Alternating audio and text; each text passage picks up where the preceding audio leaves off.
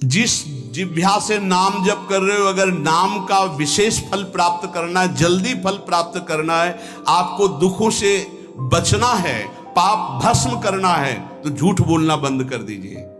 क्या बिगड़ जाएगा आपका? सच्ची बोलने में क्या बिगड़ जाएगा? सच्ची बोलना शुरू करोगे, हिम्मत नहीं रह जाएगी पाप करने की। ये जो पाप करने की तुम्हारी हिम्मत पड़ रही, झूठ बोलने के कारण पड़ रही। नहीं, असत्य संपातक पुंजा, सबसे बड़ा पाप झूठ बोलना। उससे क्या होता है? हर चीज हम छुपाना चाहते, किससे? उस सर्वज्ञ परमात्मा से, गुरुदेव से। नहीं, झूठ नहीं। नाम इसीलिए नहीं चल पा रहा, थोड़ी दिन नाम चलाएंगे छूट जाएगा, क्योंकि आप झूठ बोलते हैं, पापाचरण करते हैं।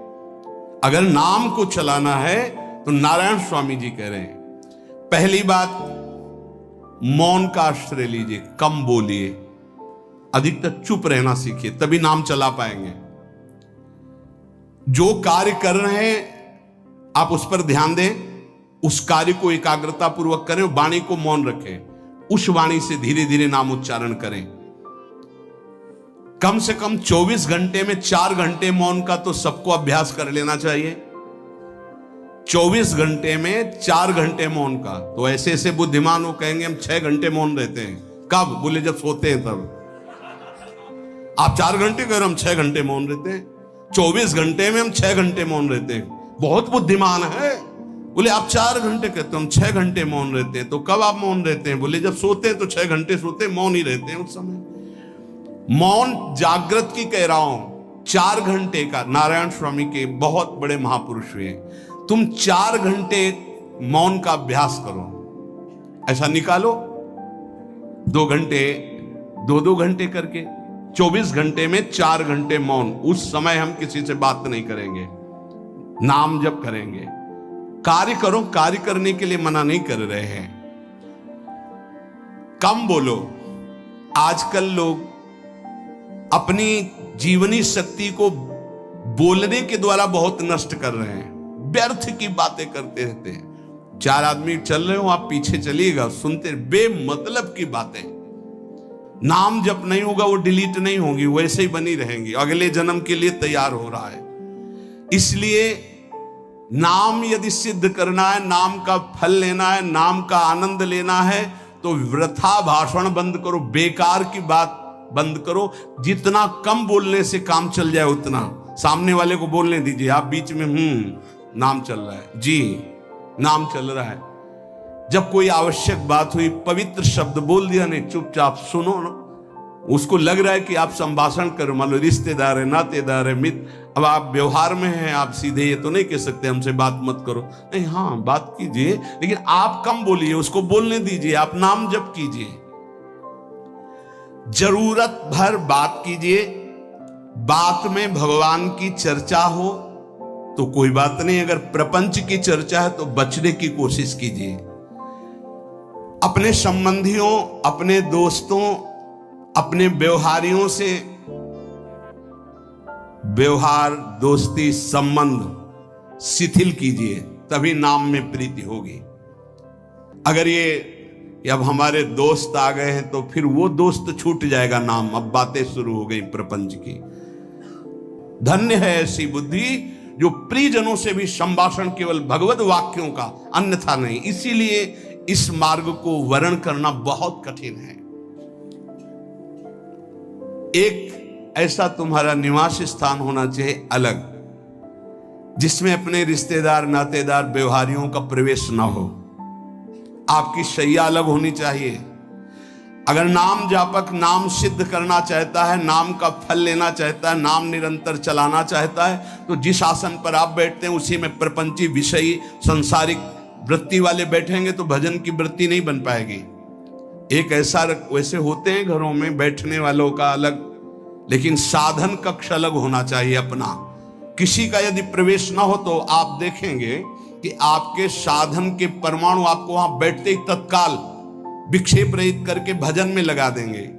अगर घर में ऐसा कुछ ना हो तो एक आसन अपना अकेला रखिए, जिस पर आप शयन करें वो आसन केवल आपका ही होना चाहिए। अगर वो सार्वजनिक बैठने के लिए ही है, ऐसी व्यवस्था नहीं, तो आसन समेट कर अपना अलग रख दीजिए।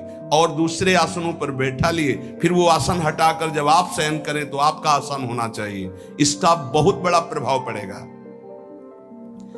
कोई भी ऐसा दृश्य या पुस्तक ना पढ़ें जो वासनात्मक हो और प्रभु के नाम से आपको विमुख कर दे।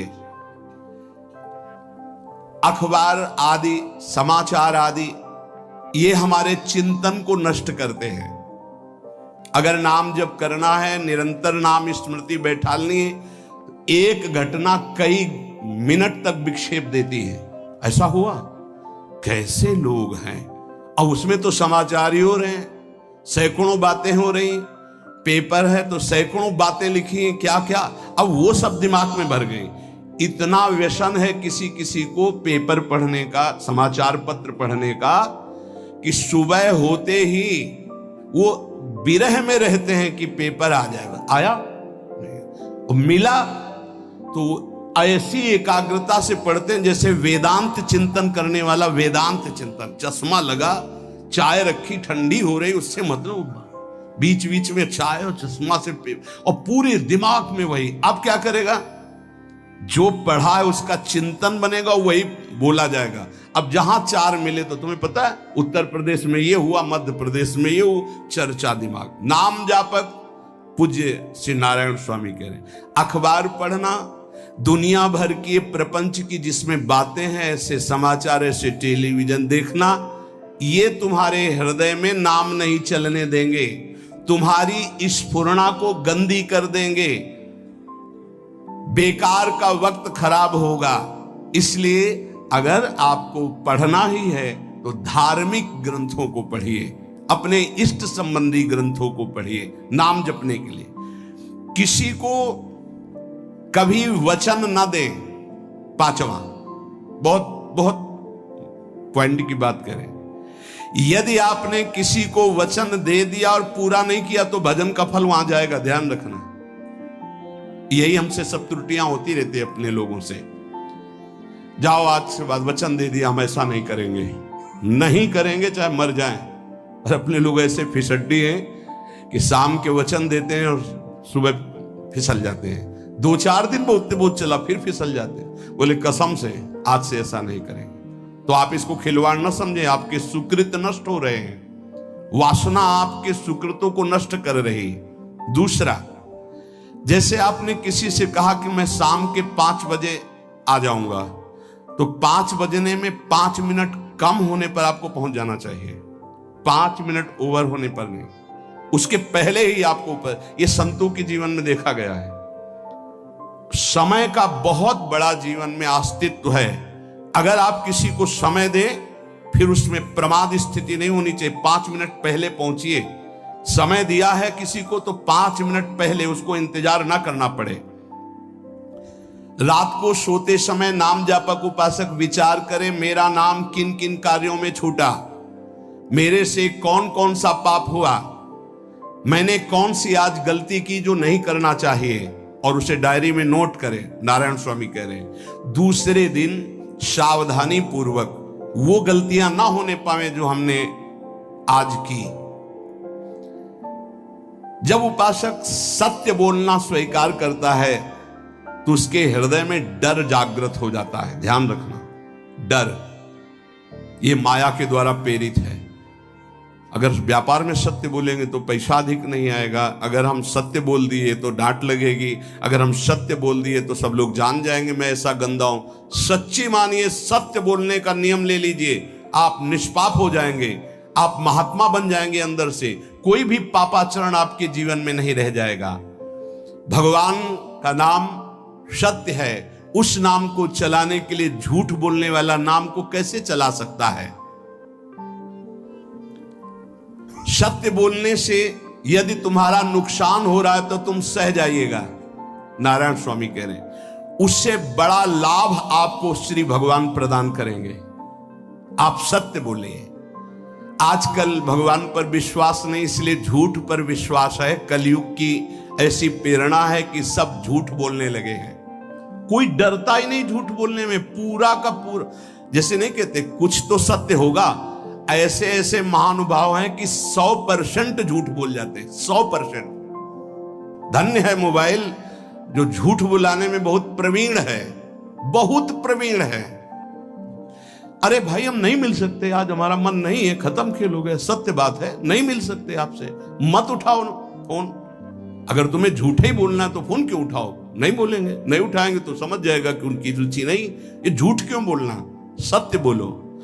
झूठ से यदि आप बच गए तो आपके जिह्वा पे नाम निरंतर चलने लगेगा। ये झूठ ही नाम नहीं चलने दे रहा। असत्य आचरण, छुपाने की वृत्ति, असत्य भाषण, ये नाम में प्रीति नहीं। किसी को भी फुसलाने के लिए झूठ मत बोलिए। सत्य बोलने का अभ्यास कर लिए तो पापी जीव भी महात्मा बन जाए। सत्य आवश्यक है।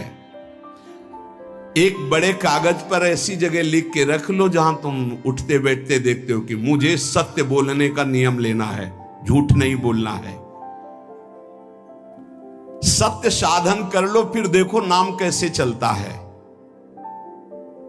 तपस्या, बड़े बड़े पुण्य, बड़े बड़े तीर्थ स्नान उतना पवित्र नहीं करेंगे जितना सत्य बोलने से होगा। पर बहुत कठिन है इस समय सत्य बोलना। मतलब बात बात पे असत्य का ही वर्ताव हो रहा है, असत्य का अच्छा, ये कोई संसारी आदमी में नहीं, कुछ ऐसे होंगे जो सत्य की वार्ता करते नहीं। प्रायः क्या जाता है, झूठ बोलने में बोल दिया और सामने वाला राजी हो गया, हम निकल गए। लेकिन सत्य ना होने के कारण आप में सत्य आचरण, सत्य स्वरूप भगवान का नाम, भगवान को कहा गया सत्य नारायण, वो नाम नहीं चलेगा। भजन करने का पहला साधन है सत्य बोलना। जबान से सत्य बोला जाए। और भजन की संख्या प्रारंभ में जरूर लेनी चाहिए। यदि 10 माला का नियम लिया, 20 माला का नियम लिया, तो उसे निर्वाह करो। जैसे यहां शरणागति मंत्र मिलता है तो 11 माला प्रारंभ में दी जाती कि आपको करना ही है, ज्यादा हो जाए वो ठीक, 11 से कम वो कभी जीवन में नहीं। अपने जीवन में गुरु आज्ञा 11 माला तो करनी है, हर समय करना है। पर ये मन थोड़े दिन तो नियम में चलेगा, इसके बाद छोड़ देगा। दीक्षा तब लेनी चाहिए जब गुरु आज्ञा पे चलने की हिम्मत हो, नहीं तो ऐसे ही नाम जपो करो। जब नियम मिल गया 11 माला तो चाहे प्राण निकल जाए, हमको 11 माला पूरे करने, प्राण निकलने तक गुरु आज्ञा का पालन करना है। यदि आप नाम जब अधिक मात्रा में नहीं करेंगे तो जो आपको नाम मिला है उसका फल आपको अनुभव में नहीं आएगा। क्यों? क्योंकि नाम का हिस्सेदारी होती है, भजन की हिस्सेदारी होती है। जैसे किसी ने प्रणाम किया, वो भजन लिया। गृहस्थी को इसीलिए मना किया है कि रास्ते में परिक्रमा मार्ग में हलवा पूड़ी ये सब बट रहा है, हाथ मत फैलाओ। वो दान कर रहा है, सुकृत कर रहा है, और कोई दूसरे ले विरक्त आदि। आप अपने भूख मिटाने के लिए 4 रुपया के चना लेके भले पालो, लेकिन दूसरे के द्वारा दिया हुआ हलवा मत पाओ। यहां धाम आए हो, भगवत कमाई करने आए हो, यहां नाम जप करो, कष्ट सहकर परिक्रमा दो। हो सके 4 रुपए की वस्तु लेकर के आप पशु पक्षियों को पवा दो, किसी एक का पेट भर, तुम मत पाओ दूसरे का। तुम चाहो तो उपवास कर सकते हो, या प्राण पोषण के लिए रूखा सूखा थोड़ा खा लो। ये दूसरे के आराम से धाम में हम आए 2-4 दिन खूब खाए पिए नहीं, भागीदारी हो जाएगी तुम्हारे पुण्यों की। वहां ऐसे फ्री नहीं है कुछ। भजन का भागीदार राजा भी होता है, जिसके राज्य में रह रहे हैं। जो अन्न देता है वो भजन का, जो वस्त्र देता है वो भजन। इसीलिए गृहस्थ को कहीं कुछ भी स्वीकार नहीं करना चाहिए, ये बहुत ध्यान रखिए। अगर आप कहीं तीर्थ साधु आश्रम कहीं जाते हैं, कोशिश कीजिए कि किसी से सेवा ना ले, और अगर सेवा ले तो उसके अनुसार फिर अर्थ दे दे। अगर आपने वहां भोजन पाया, पानी पाया, तो उसके अनुसार सोच ले कि अगर हम इतना खरीदते तो कितने का मिलता, वो दे दिया तो आपका भजन बच गया। कभी आपको कोई प्रणाम नमस्कार करे, तत्काल बराबर प्रणाम करो। किसी को अपना भजन का हिस्सेदारी नहीं, सबका मंगल हो। ये भजन जितना बढ़ेगा तो आपको भगवदाकार कर देगा। दिन रात 24 घंटे में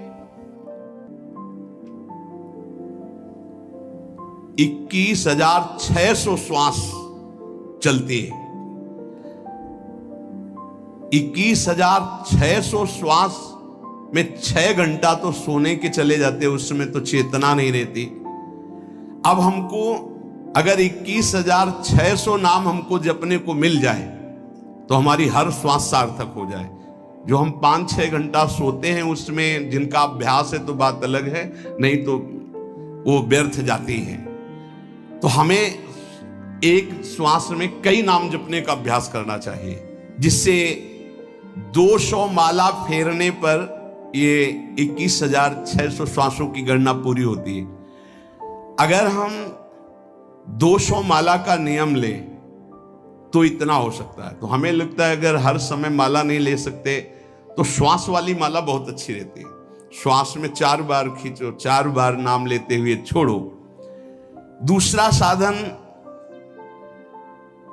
एक छोटी माला ले ले, जो आजकल तो काउंटर चला है, काउंटर में ज्यादा सुविधा संसार के क्रियाओं में रहने वालों को होती कि किया अपनी जेब में डाल लिया। तीसरा साधन वो बहुत कठिन है, मन की वृत्ति से नाम जप करना। माला, श्वास और मन की वृत्ति, उसमें श्वास की भी गणना का ध्यान नहीं रहता, उसमें केवल चिंतन होता है, चल रहा है। पर ये आखिरी स्थिति होती, इसी के बाद वो परिपक्व अवस्था होता है।